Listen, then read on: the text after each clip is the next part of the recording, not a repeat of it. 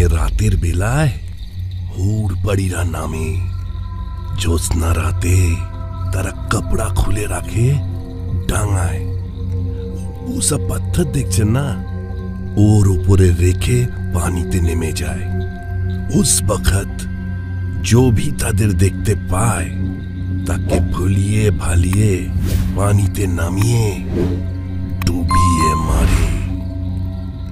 জ্যোৎস্নার মধ্যে দেখা যায় কভি কভি পরীদের যে মুখ আছে না, পানির উপরে পদ্ম ফুলের মতো জেগে আছে। আমি দেখিনি কখনো।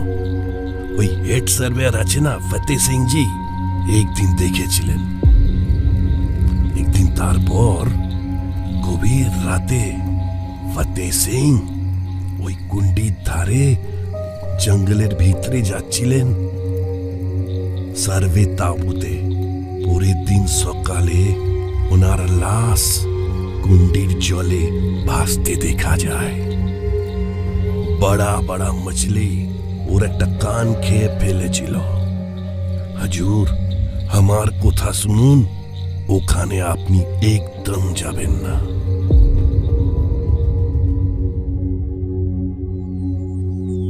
এই সরস্বতী কুণ্ডির ধারে একদিন দুপুরে এক অদ্ভুত লোকের সন্ধান পেলাম। সার্ভে ক্যাম্প থেকে ফেরার পথে একদিন হ্রদের তীরের বনের মধ্যে দেখি একটি লোক মাটি খুঁড়ে কি যেন করছে। কৌতূহল বশত তার কাছে গেলাম। দেখি লোকটা কিসের যেন বীজ পুঁতছে। আমায় দেখে সে থতমত খেয়ে অপ্রতিভ দৃষ্টিতে আমার দিকে তাকালো। মাথায় কাঁচা পাকা চুল, সঙ্গে একটা চটের থলে। তুমি কে? এখানে কি করছো? সে বলল, হুজুর কি ম্যানেজার বাবু আছেন? হ্যাঁ, কিন্তু তুমি কে? নমস্তে, আমার নাম যুগল প্রসাদ। আমি আপনাদের লাপটুলিয়ার পাটোয়ারি বনওয়ারি লালের চাচাতো ভাই আছি। আমার মনে পড়ে গেল বনওয়ারি একবার কথায় কথায় তার চাচাতো ভাইয়ের কথা বলেছিল, কারণ আজমাবাদের সদর কাছারিতে একজন মুহুরির পদ খালি ছিল। বলেছিলাম একটা ভালো লোক দেখে দিতে। বনওয়ারি দুঃখ করে বলেছিল, লোক তো তার নিজের চাচাতো ভাই ছিল, কিন্তু লোকটা বড় অদ্ভুত, খামখেয়ালি, উদাসীন ধরনের। নইলে কায়েথি হিন্দিতে অমন হস্তাক্ষর, অমন পড়ালেখার এলেম এই অঞ্চলের বেশি লোকের নাকি নেই।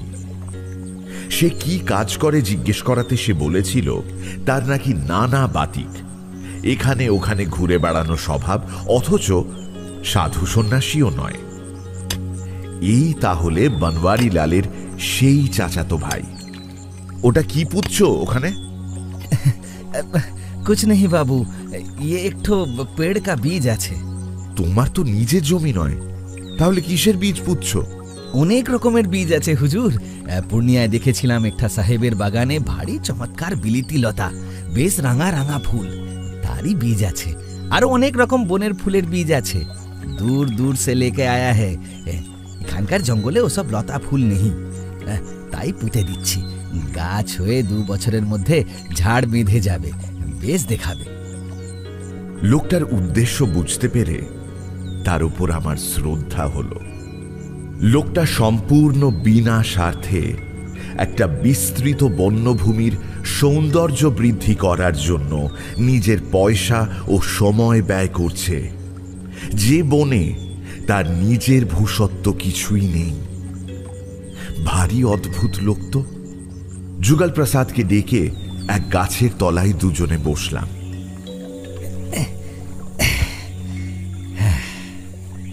লাপটুলিয়া বৈহারের জঙ্গলটা ভারী চমৎকার জায়গা আছে হুজুর।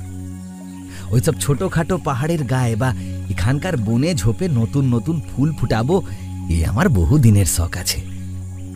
হুজুর অবাক হচ্ছেন তো? কি করে আমার এদিকে মন গেল তা একটু আগে হুজুরকে বলি। আমার বাড়ি ধরমপুর অঞ্চলে। আমাদের দেশে বুনো ভান্ডির ফুল একেবারেই ছিল না। আমি ভেঁস চড়িয়ে বেড়াতাম ছেলেবেলায় কুশি নদীর ধারে ধারে। আমার গাঁ থেকে 10-15 ক্রোশ দূরে আছে। সেখান থেকে বীজ নিয়ে গিয়ে দেশে লাগাতাম। এখন আমাদের অঞ্চলের পথের ধারে বন ঝোপ কি লোকের বাড়ির পিছনে পোড়ো জমিতে ভান্ডির ফুলের একেবারে জঙ্গল হয়ে গেছে। সেই থেকে আমার এই দিকে মাথা গেল, যেখানে যে ফুল নাই সেখানে সেই ফুল গাছ লতা নিয়ে পুঁতব, এই আমার শখ।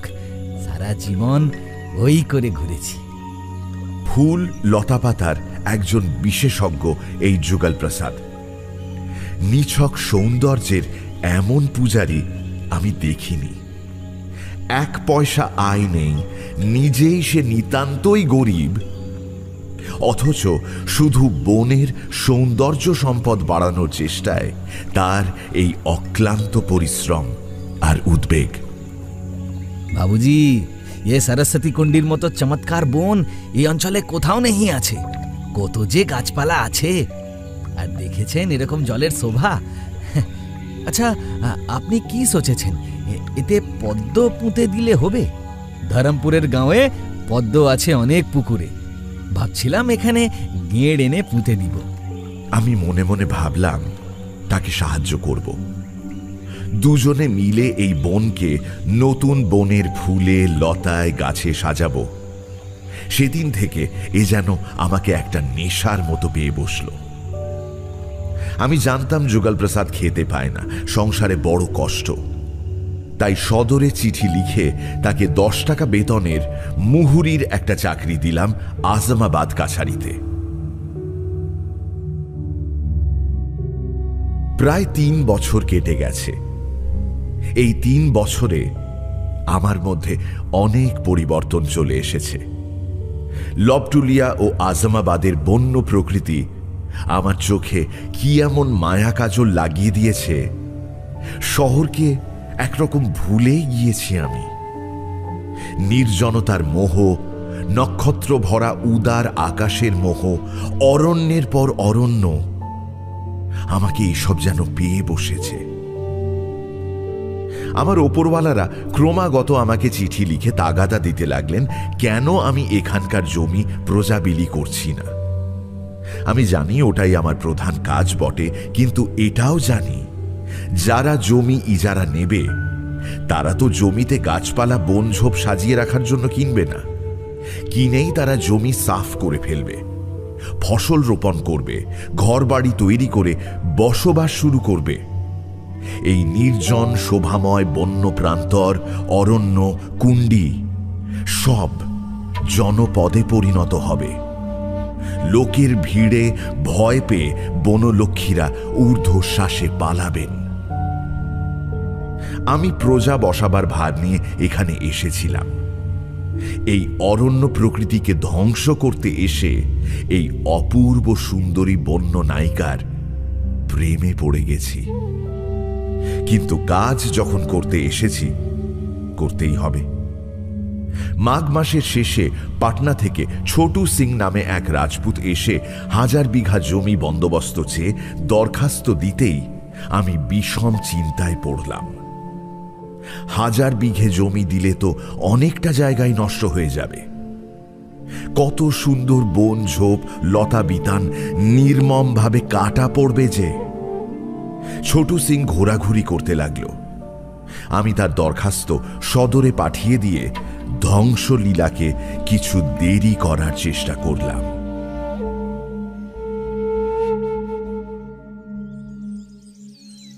একদিন দুপুরের পরে লবটুলিয়া জঙ্গলের উত্তরে নাড়হা বৈহারের মুক্ত প্রান্তরের মধ্যে দিয়ে আসছি। দেখলাম পথের ধারে একখানা পাথরের ওপর কি যেন বসে আছে। লোকটির বয়স 60-এর কম নয়। পরনে ময়লা কাপড়, একটা ছেঁড়া চাদর গায়ে। এই জনশূন্য প্রান্তরে লোকটা একা বসে কি করছে? সে বলল, आप कौन हो बाबूजी? আমি এখানকার কাছারির কর্মচারী। আপনি কি ম্যানেজার বাবু? কেন বলো তো, তোমার কোনো দরকার আছে? হ্যাঁ, আমি ম্যানেজার। লোকটা উঠে এসে আমার দিকে আশীর্বাদের ভঙ্গিতে হাত তুলে বলল, হাজুর, আমার নাম মটুকনাথ পাড়ে, ব্রাহ্মণ। আপনার কাছে যাচ্ছি। আচ্ছা, কেন? হাজুর, আমি বড় গরিব, অনেক দূর সে হেঁটে হেঁটে আসছি হাজুরের নাম শুনে। 3 দিন সে হাঁটছি, আগার আপনার কাছে চলাচলতির কোনো একটা উপায় হয়। এই কদিন জঙ্গলের পথে তুমি কি খেয়ে আছো? মোটুকনাথ তার মলিন চাদরের এক প্রান্তে বাঁধা পোয়াটা কলাইয়ের ছাতু দেখিয়ে বলল, इसमें एक सेर सत्तू বাঁধা ছিল, সেই নিয়ে বাড়ি থেকে বেরিয়েছিলাম। আর এই খাচ্ছি কদিন ধরে। রোজগারের চেষ্টায় ঘুরে বেড়াচ্ছি হুজুর। আজ সত্তু ফুরিয়ে এসেছে, ভগবান জুটিয়ে দিবেন আবার। বড় বড় শহর ভাগলপুর, পূর্ণিয়া, পাটনা, মুঙ্গের ছেড়ে এই জঙ্গলের মধ্যে এলে কেন পাঁড়েজি? এখানে কি হবে? লোক কোথায় এখানে? তোমাকে দেবে কে? এখানে কাছু রোজগার হবে না বাবু, তো ফির আমি কোথায় যাব? ওসব বড় শহর মা তো আমি কাউকে চিনি না, রাস্তাঘাট চিনি না, আমার ডর লাগে, তাই এখানে যাচ্ছিলাম। লোকটাকে বড় অসহায়, দুঃখী ও ভালো মানুষ বলে মনে হলো। ওকে সঙ্গে নিয়ে কাছারিতে এলাম। কয়েকদিন কেটে গেল। মোটুকনাথকে কোনো কাজ করে দিতে পারলাম না। দেখলাম সে কোনো কাজ জানেই না। কিছু সংস্কৃত পড়েছে, ব্রাহ্মণ পণ্ডিতের কাজ করতে পারে। আগে টোলে ছাত্র পড়াতো। একদিন আমায় বলল, আমাকে কাছেরির পাশে একটু জমিন দিয়ে একটা টোল খুলিয়ে দেন না হাজুর। কে পড়বে টোলে পণ্ডিতজি? বুনো মহিষ আর নীল গাইয়ের দল কি ভট্টি বা রঘুবংশ বুঝবে? মোটুকনাথ নিপাট ভালো মানুষ। বোধহয় কিছু না ভেবেই টোল খোলার প্রস্তাব করেছিল। ভাবলাম এবার সে নিরস্ত হবে, কিন্তু দিন কতক চুপ করে থেকে সে আবার কথাটা পারল। দিন না দয়া করে একটা টোল আমায় খুলে দেখি না, চেষ্টা করে কি হয়। নয়তো আর কোথায় যাব হাজুর। ভালো বিপদে পড়লাম। তাকে কত বোঝালাম আমি জমি দিতে রাজি আছি, সে চাষবাস করুক যেমন রাজু পাঁড়ে করছে। মোটুকনাথ মিনতি করে বলল, তারা বংশানুক্রমে শাস্ত্র ব্যবসায়ী ব্রাহ্মণ পণ্ডিত। চাষ কাজের সে কিছুই জানে না, জমি নিয়ে সে কি করবে? তাকে বলতে পারতাম, শাস্ত্র ব্যবসায়ী পণ্ডিত মানুষ, এখানে মরতে এসেছ কেন? কিন্তু কোনো কঠিন কথা বলতে মন সরল না। লোকটাকে বড় ভালো লেগেছিল। অবশেষে তার অনুরোধে একটা ঘর বেঁধে দিয়ে বললাম, না, এই তোমার টোল, এখন ছাত্র জোগাড় হয় কিনা দেখো। মোটুকনাথ পুজো করে 2-3টে ব্রাহ্মণ ভোজন করিয়ে টোল প্রতিষ্ঠা করল। টোল খুলে কিছুদিন মোটুকনাথ বড় মজা করতে লাগলো। সকালে আহ্নিক সেরে সে টোল ঘরে একখানা বন্য খেজুর পাতায় বোনা আসনের ওপর গিয়ে বসে এবং সামনে মুগ্ধ বোধ খুলে সূত্র আবৃত্তি করে, ঠিক যেন কাউকে সত্যি সত্যি পড়াচ্ছে। মাস 2 এইভাবেই কেটে গেল। শূন্য ঘরে মোটুকনাথ সমান উৎসাহে টোল চালিয়ে গেছে। ইতিমধ্যে সরস্বতী পুজো এলো, কিন্তু এই জঙ্গলে প্রতিমা কোথায় গড়ানো হবে? শুনলাম মোটুকনাথ তার টোলে আলাদা করে পুজো করবে, নিজের হাতে নাকি প্রতিমা গড়বে। 60 বছরের বৃদ্ধের কি ভরসা, কি উৎসাহ! নিজের হাতে ছোট প্রতিমা গড়ল মোটুকনাথ। টোলে সত্যি সত্যি আলাদা পুজো হলো। बाबूजी, ये हमारा पुरखों का पूजा। हमार बाप हमेशा तार टोले प्रतिमा गड़िए पूजो करे एसेछेन। ओ छोट बेलाय देखेछि, এখন আবার আমার টোলে। কিন্তু টোল কই? মোটুকনাথকে এই কথা বলিনি অবশ্য। সরস্বতী পুজোর দিন 10-12 পরে মোটুকনাথ পণ্ডিত আমাকে জানালো তার টোলে একজন ছাত্র এসে ভর্তি হয়েছে। মোটুকনাথ ছাত্রটিকে আমার সামনে হাজির করল। 14-15 বছরের কালো শীর্ণকায় বালক, মৈথিলি ব্রাহ্মণ, নিতান্ত গরিব। মোটুকনাথের উৎসাহ দেখে কে? নিজে খেতে পায় না, সেই মুহূর্তে সেই ছাত্রটির ভরণ পোষণের ভার নিয়ে বসল। এটাই তার কুলপ্রথা। মাস 2 এর মধ্যে দেখলাম আরো 2-3 জন ছাত্র জুটল টোলে। সিপাহীরা চাঁদা তুলে মকাইয়ের ছাতু, আটা, চিনার দানা দেয়। কাছারি থেকে আমিও কিছু সাহায্য করি। ছাত্রীরা একবেলা খায় তো একবেলা খায় না। মটুকনাথেরও সেই অবস্থা। রাত 10টা-11টা পর্যন্ত মটুকনাথ ছাত্র পড়ায় টোল ঘরের সামনে একটা হরিতকি গাছের তলায়, অন্ধকারেই অথবা জ্যোৎস্নায়, কারণ আলো জ্বালানোর তেল পর্যন্ত জোটে না। একটা জিনিস লক্ষ্য করে আশ্চর্য হলাম, মটুকনাথ টোল ঘরের জন্য জমি ও ঘর বেঁধে দেওয়ার প্রার্থনা ছাড়া আমার কাছে কোনো দিন কোনো আর্থিক সাহায্য চায়নি। কোনো দিন বলেনি আমার চলে না, একটা উপায় করে দিন। কাউকে সে কিছুই জানায় না। সিপাহীরা নিজের ইচ্ছে যা দেয়।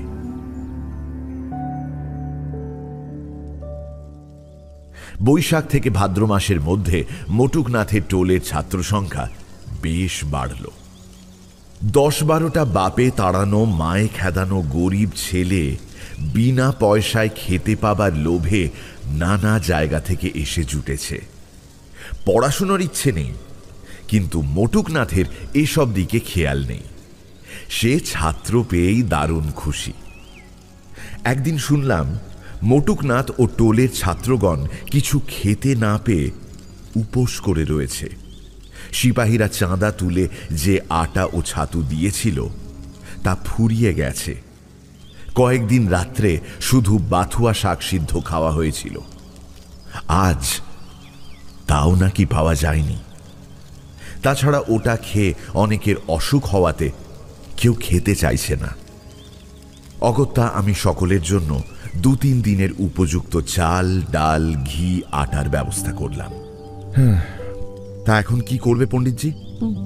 কছু তো ভেবে পাচ্ছি না হাজুর। ও ছোটা ছোটা বাচ্চা না খেয়ে থাকবে?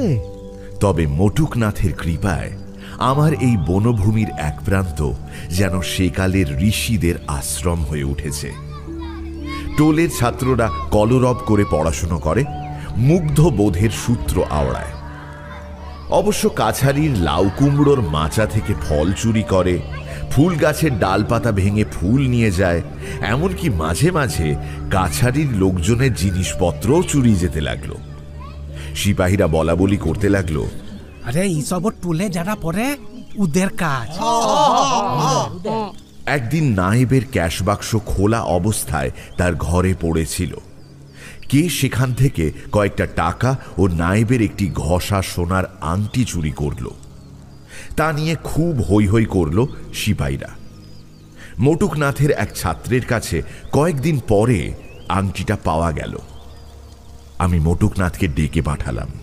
দেখো মটুকনাথ, তুমি নিরীহ লোক, কিন্তু তোমার ভালো মানুষই সুযোগ নিয়ে ছাত্রেরা যা খুশি করছে। না, টোল ভাঙার দরকার নেই, কিন্তু কয়েকজন ছাত্রকে তাড়াতেই হবে। আর বাকি যারা থাকতে চায় আমি জমি দিচ্ছি, তারা জমিতে কিছু কিছু মকাই, চীনা ঘাস ও তরকারির চাষ করুক। খাদ্যশস্য যা পাওয়া যাবে তাতেই ওদের চলে যাবে। আমার এই প্রস্তাব শুনে 12 জন ছাত্রের মধ্যে 8 জন পালালো। 4 জন রয়ে গেল, তাও আমার মনে হয় বিদ্যানুরাগের জন্য নয়, নিতান্ত কোথাও কোনো উপায় নেই বলে। আগে মহিষ চড়াতো, এখন না হয় চাষ করবে। সেই থেকে মটুকনাথের টোল মন্দ চলছে না। ছোটু সিং ও অন্যান্য প্রজাদের জমি বিলি হয়ে গিয়েছে। সর্বশুদ্ধ প্রায় 1,500 বিঘে জমি। সমস্ত মাঠে সর্ষে বোনা হয়েছে। মাঝে মাঝে লোকজনেরা ঘর বেঁধে বাস করছে। এর মধ্যেই গরু, মহিষ, স্ত্রী, পুত্র এনে গ্রাম বসিয়ে ফেলেছে তারা। একদিন নতুন গ্রামগুলি পরিদর্শন করতে গেলাম। ছোটু সিং বাদে সকলেই গরিব প্রজা। তাদের জন্য একটি নৈশ স্কুল করে দেব ভাবলাম, কিন্তু খুব তাড়াতাড়ি বুঝলাম এরা মোটেই শান্তিপ্রিয় নয়। একদিন কাছারিতে বসে আছি, খবর এলো নাড়হা বৈহারের প্রজারা নিজেদের মধ্যে ভয়ানক দাঙ্গা শুরু করেছে। যার 5 বিঘে জমি, সে 10 বিঘে জমির ফসল দখল করতে বসেছে। আরও শুনলাম সর্ষে পাকার কিছুদিন আগে ছোটু সিং নিজের দেশ থেকে অনেক রাজপুত লাঠিয়াল ও সড়কিওয়ালা গোপনে এনে রেখেছিল। তার আসল উদ্দেশ্য এখন বোঝা যাচ্ছে। নিজের ৩-৪০০ বিঘে আবাদি জমির ফসল বাদে সে লাঠির জোরে সমস্ত নাড়হা বৈহারের ১৫০০ বিঘে জমির ফসল দখল করতে চায়। কাছারির আমলারা বলল, দেশের নিয়মই হুজুর, লাঠি যার ফসল তার। যাদের লাঠির জোর নেই তারা কাছারিতে এসে আমার কাছে কেঁদে পড়ল। তারা নিরীহ গরিব গাঙ্গোতা প্রজা, সামান্য ২-১০ বিঘে জমি জঙ্গল কেটে চাষ করেছিল। স্ত্রী পুত্র এনে জমির ধারেই ঘরবাড়ি বানিয়ে বাস করছিল। এখন সারা বছরের পরিশ্রমের ও আশার সামগ্রী প্রবলের অত্যাচারে যেতে বসেছে। কাছারির ২ সিপাহীকে ঘটনাস্থলে পাঠিয়েছিলাম ব্যাপারটা কি দেখতে। তারা ঊর্ধ্বশ্বাসে ছুটে এসে জানালো, হুজুর হুজুর, ভীমদাস টুলার উত্তর সীমানায় খুব জোর দাঙ্গা মিটেছে।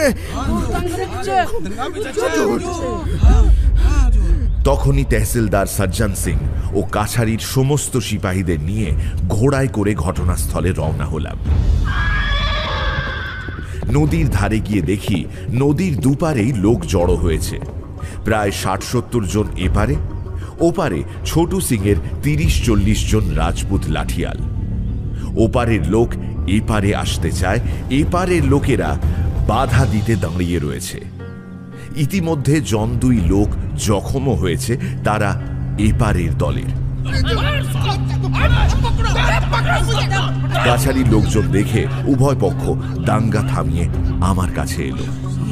হুজুর, পুরা ঝামেলা পাকাইছে না হুজুর, আমরা শান্তি মনে কাজ করছিলাম। উভয় পক্ষকে কাছারিতে আসতে বললাম। ছোটু সিং এর লোকেরা বলল দুপুরের পরে তারা কাছারিতে এসে দেখা করবে।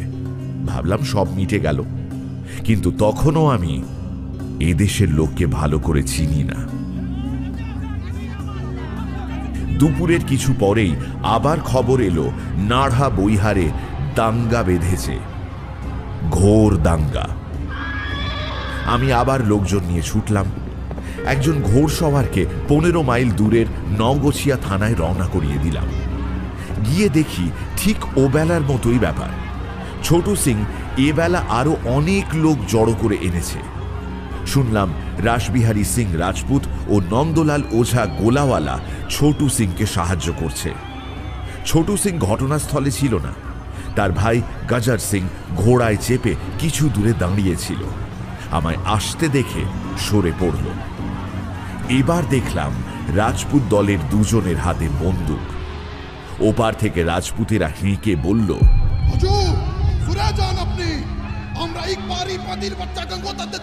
আমার হুকুমেই আমার দলবল উভয় দলের মাঝখানে গিয়ে দাঁড়ালো।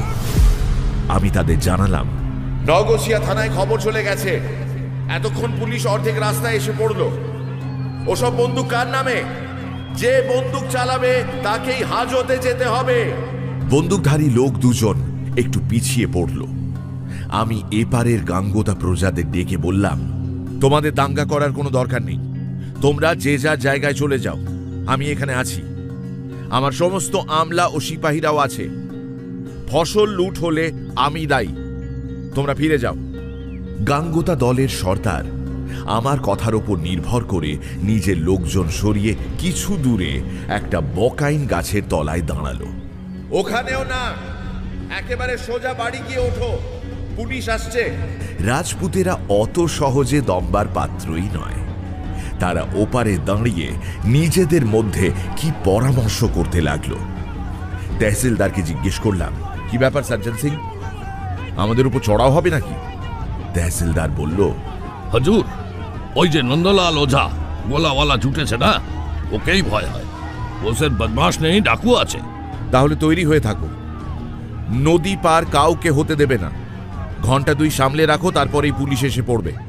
রাজপুতেরা পরামর্শ করে কি ঠিক করলো জানি না। একদল এগিয়ে এসে বলল, হুজুর, আমরা ওপারে যাব।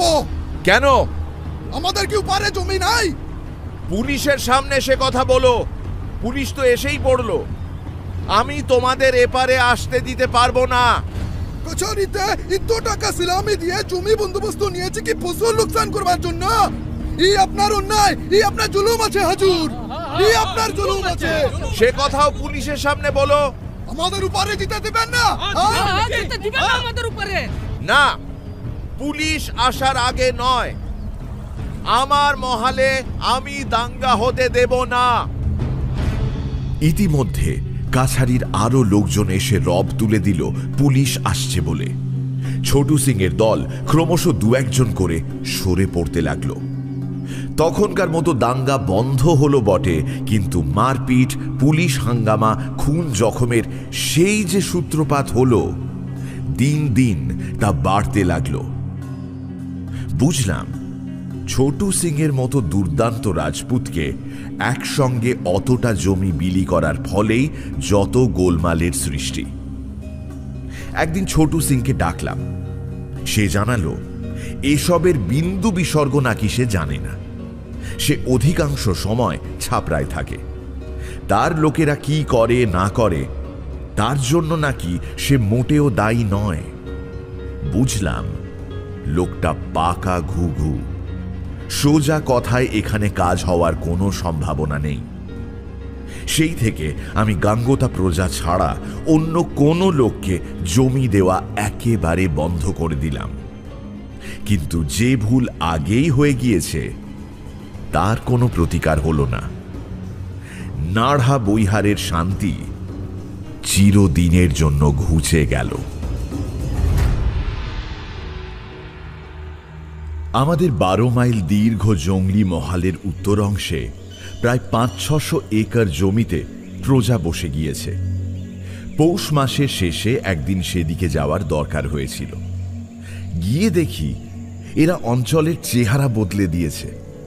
সামনে দিগন্ত বিস্তৃত ফুল ফোটা সর্ষে ক্ষেত, যত দূর চোখ যায় কে যেন একটানা হলদে ফুলের একখানা সুবিশাল গালিচা পেতে দিয়েছে। এই অপরূপ শস্য ক্ষেতের মাঝে মাঝে প্রজাদের কাশের খুপড়ি। ফসল পাকতে আর বেশি দেরি নেই। এর মধ্যে কাটুনি মজুরের দল নানা দিক থেকে আসতে শুরু করেছে। এদের জীবন বড় অদ্ভুত। পূর্ণিয়া, তরাই ও জয়ন্তীর পাহাড় অঞ্চল ও উত্তর ভাগলপুর থেকে স্ত্রী পুত্র নিয়ে ফসল পাকার সময় এরা এসে ছোট ছোট কুঁড়ে ঘর তৈরি করে বাস করে ও জমির ফসল কাটে। ফসলের একটা অংশ মজুরি স্বরূপ পায়। আবার ফসল কাটা শেষ হয়ে গেলে কুঁড়ে ঘর ফেলে রেখে স্ত্রী পুত্র নিয়ে চলে যায়। আবার পরের বছর আসবে। এদের মধ্যে নানা জাতি আছে। বেশিরভাগই গাঙ্গোতা, কিন্তু ছত্রী, ভূমিহার, ব্রাহ্মণ পর্যন্ত আছে। এই অঞ্চলের নিয়ম, ফসল কাটার সময় খেতে বসে খাজনা আদায় করতে হয়, নয়তো এত গরিব প্রজা ফসল ক্ষেত থেকে উঠে গেলে আর খাজনা দিতে পারে না। খাজনা আদায় তদারক করার জন্য দিন কতক আমাকে ফুলকিয়া বৈহারের দিগন্ত বিস্তীর্ণ শস্য ক্ষেতের মধ্যে থাকতে হলো। তহসিলদার বলল, ওখানে তাহলে ছোটা তাঁবুটা খাটিয়ে দিব? একদিনের মধ্যে ছোট একটি কাশের খুপড়ি করে দাও না। আরে কি বলছেন হুজুর, এই শীতে থাকতে পারবেন? আরে খুব পারবো। তাই হলো। পাশাপাশি 3-4টে ছোট ছোট কাশের কুটির, একটা আমার শয়ন ঘর, একটা রান্নাঘর, একটাতে 2 জন সিপাই ও পাটোয়ারি থাকবে। এ ধরনের ঘরকে এদেশে বলে খুপড়ি। এত নিচু যে হামাগুড়ি দিয়ে ভেতরে ঢুকতে হয়, ঘরের মধ্যে সোজা হয়ে দাঁড়ানো অসম্ভব। মেঝেতে খুব পুরু করে শুকনো কাশ ও বন ঝাউয়ের সুতি বিছানো, তার উপর শতরঞ্চি তোষক চাদর পেতে ফরাস করা। কিন্তু বেশ লাগে। এত আরাম ও আনন্দ কলকাতায় 3-4 তলা বাড়িতে থেকেও পাইনি। তবে বোধহয় আমি দীর্ঘদিন এখানে থাকার ফলে বন্য হয়ে যাচ্ছিলাম। আমার রুচি, ভালো মন্দ লাগা সবেরই ওপর এই মুক্ত অরণ্য প্রকৃতির অল্প বিস্তর প্রভাব এসে পড়েছিল। তার উপর আমার মাথার কাছেই রয়েছে ধুধু বিস্তীর্ণ সর্ষে ক্ষেতের হলদে ফুল রাশি। এই দৃশ্যটা একেবারে অভিনব। আমি যেন একটা পৃথিবী জোড়া হলদে কার্পেটের উপর শুয়ে আছি। শীতও যা পড়তে হয় পড়েছিল, রোদটুকু মিলিয়ে যাওয়ার সঙ্গে সঙ্গে দারুণ শীত পড়ত। প্রতিদিন সন্ধেবেলা আমার খুপরির সামনে আগুন জ্বেলে বসতাম। এক একদিন গণরী তিওয়ারি ও আরো অনেকে তাঁবুতে এসে জোটে। নানা রকম গল্প হয়। এইখানেই একদিন একটা অদ্ভুত গল্প শুনলাম। কথায় কথায় সেদিন শিকারের গল্প হচ্ছিল।